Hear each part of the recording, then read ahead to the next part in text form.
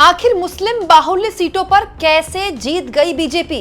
क्या इंडिया गठबंधन की गलती की वजह से ममता बनर्जी को इतना बड़ा सेटबैक झेलने को मिला उन सीटों में जो ममता बनर्जी का स्ट्रॉन्ग होल्ड माना जाता है, या फिर ये एक्चुअली में वो खेल है जिसके बारे में किसी ने इतनी गहराई से सोचा भी नहीं था? दोस्तों, इसके बारे में खूब चर्चा हुई पूरे बंगाल चुनाव में कि भाई बहुत सारी सीटें ऐसी, बहुताया ऐसे इलाके हैं जो ममता बनर्जी का स्ट्रॉन्ग होल्ड है, क्योंकि वहां पर 40% से ऊपर मुस्लिम वोटर है और वो मुस्लिम वोटर जो है इस बार पूरी तरह से लामबंद है ममता बनर्जी के पीछे। लेकिन क्या ऐसा है? अगर ऐसा है तो फिर वो सीटें जो मुस्लिम बाहुल्य मानी जाती है वहां बीजेपी जीत दर्ज करने की करीब क्यों है? बीजेपी इतनी आगे क्यों बढ़ रही है? क्या वाकई में मुस्लिम, जिसके लिए बोला जा रहा था कि इस बार बटेगा नहीं, बट गया, या फिर खेल कोई दूसरा हुआ है जिसके बारे में कोई बात नहीं कर रहा? दोस्तों, एनडीटीवी के पूर्व पत्रकार और वरिष्ठ पत्रकारों में से एक हैं, उन्होंने एक बड़ा इंपॉर्टेंट आंकड़ा शेयर किया है, अनिंदु चक्रवर्ती। उनकी तरफ से यह आंकड़ा शेयर किया गया है कि बंगाल में इस बार कोई पोलराइजेशन नहीं हुआ, एक्चुअली में बंगाल में वोट बट गया। वही उसी गलती से जो हमेशा इंडिया गठबंधन करता रहा है। दोस्तों, चक्रवर्ती ने एक डेटा शेयर किया है जिसके मुताबिक 10 सीटें ऐसी हैं जहां पर सबसे ज्यादा मुस्लिम आबादी है बंगाल में, ठीक है। इसमें टीएमसी को मिला है 41.5% वोट शेयर, जो कि 2021 में 58.6% के आसपास था। बीजेपी को मिला है 14.9% वोट शेयर, जो कि पिछली बार 12% के आसपास था। और इन्हीं दोनों सीटों में बीजेपी से कहीं ज्यादा वोट शेयर जो मिला है, दोनों ही 2021 में भी और 2026 में भी, दोनों मिलाकर लेफ्ट और कांग्रेस को। मतलब इस आंकड़े के जरिए चक्रवर्ती ये दावा कर रहे हैं कि दरअसल लेफ्ट और कांग्रेस ना होते, या फिर लेफ्ट और कांग्रेस अगर टीएमसी के साथ होते तो मुस्लिम वोट बटता नहीं। तो मुस्लिम वोट बटा कैसे? क्योंकि ऐसा तो लग रहा था कि मुस्लिम वोट बटेगा नहीं, एक मुश्त ममता बनर्जी को पड़ेगा। लेकिन दोस्तों, होता क्या है, एक मुश्त कुछ होता नहीं है चुनाव में। जैसे कुछ आंकड़े मैं भी जुटाकर लाई हूं आपके लिए। जिस वक्त मैं ये वीडियो रिकॉर्ड कर रही थी, ये आंकड़े कुछ इस प्रकार के थे। ये उन सीटों के आंकड़े हैं दोस्तों जहां पर मुस्लिम बाहुल्य आबादी है, जहां पर टीएमसी को बड़ी इजीली जीतना था। जैसे एक सीट है अलीपुरद्वार। यहां पर जिस वक्त मैंने वीडियो रिकॉर्ड किया है उस वक्त पारितोष दास बीजेपी के 28,000 प्लस की लीड से आगे बढ़ रहे हैं, लगातार आगे चल रहे हैं। ये टीएमसी नंबर 2 पर है। एक और सीट है दोस्तों मुर्शिदाबाद में, तो खुद यहाँ पर गई थी इस सीट में। मैं करीब दो ढाई दिन यहाँ पर रही हूँ। वोटिंग जिस दिन हो रही थी पहले चरण के मतदान में, तब भी मैं यहीं पर थी। मुर्शिदाबाद में भी दोस्तों बीजेपी बहुत भयानक लीड बनाए हुए है। बीजेपी के कैंडिडेट गौरी शंकर घोष 32,000 की लीड से आगे हैं और दूसरे नंबर पर टीएमसी की नेता हैं। ये मुस्लिम बाहुल्य आबादी का क्षेत्र है। इसके अलावा एक और सीट है हबीबपुर। देखिए, यहाँ पर लीड जो है 64,000 की लीड है बीजेपी की, और यहाँ पर जोयल मुर्मू नंबर 1 पर चल रहे हैं, आगे चल रहे हैं बीजेपी के। यहाँ भी टीएमसी नंबर 2 पर है। एक और सीट है दोस्तों जो इसका नाम है मान बाजार। यहाँ भी 10,000 की लीड से बीजेपी आगे चल रही है। लेकिन इन सभी सीटों को अगर आप देखें दोस्तों, तो एक और चीज़ है। देखिए, जैसे ये सीट है, सबसे पहले मैंने आपको दिखाई थी अलीपुरद्वार। यहाँ पर जो तीसरे नंबर पर हैं सीपीआई के नेता, इनको कुल जो वोट मिला है वो 2088 है, 2088। बहुत कम है ये। तो 2088 जो तीसरे नंबर पर हैं, अगर वो ना भी होते और टीएमसी के साथ उनका गठबंधन होता तो भी क्या वो इतना बड़ा मार्जिन टीएमसी को पार पाने में मदद कर देते? क्योंकि ये लीड तो बहुत ज्यादा है। लीड तो 28,000 के आसपास की है। 28,000 से बहुत ज्यादा है बीजेपी की, माफ कीजिएगा। तो अगर तीसरे नंबर पर जो है सीपीआई, वो अगर होता भी टीएमसी के साथ तो भी कोई खास फर्क नहीं डाल पाता। एक और जानकारी मैं आपको देती हूँ। वैसे ही एक और सीट है दोस्तों मुर्शिदाबाद। यहाँ पर जो लीड है वो 32,000 की है। बहुत बड़ी होती है 32,000 की लीड, बहुत बड़ी होती है। और तो तीसरे नंबर पर हैं, उनको कितने वोट मिले? 14,621। तो 14,621 अगर दूसरे नंबर पे जो हैं टीएमसी की, उनके साथ आ भी जाते तो भी ये लीड बहुत बड़ी होती।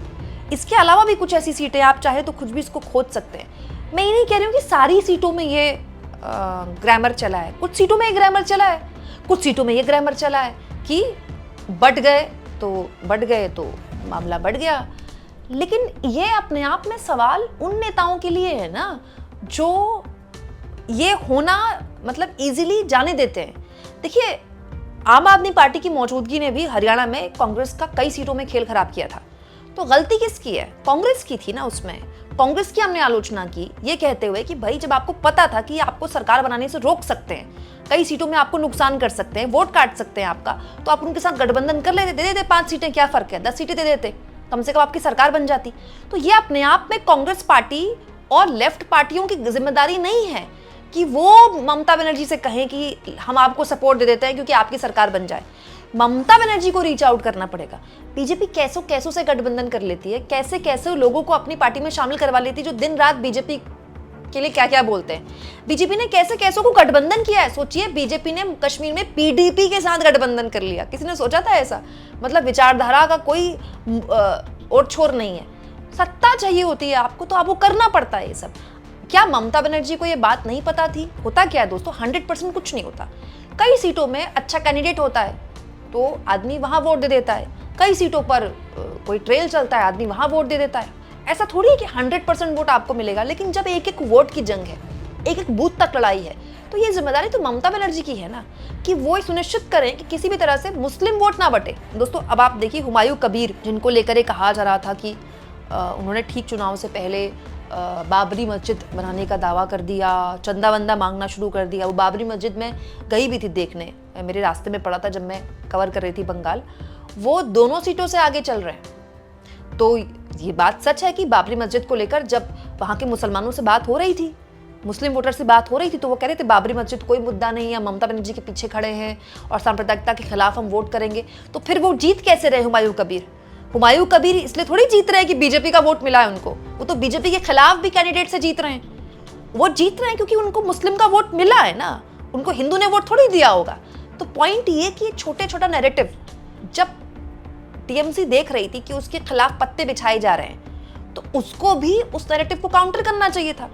भाई ये कह देना कि कांग्रेस पार्टी को ममता बनर्जी के हाथ मजबूत करने चाहिए थे या लेफ्ट पार्टियों को ममता बनर्जी के हाथ मजबूत करने चाहिए थे बीजेपी को हराने के खिलाफ, ये जिम्मेदारी छोटी पार्टियों की नहीं होती है।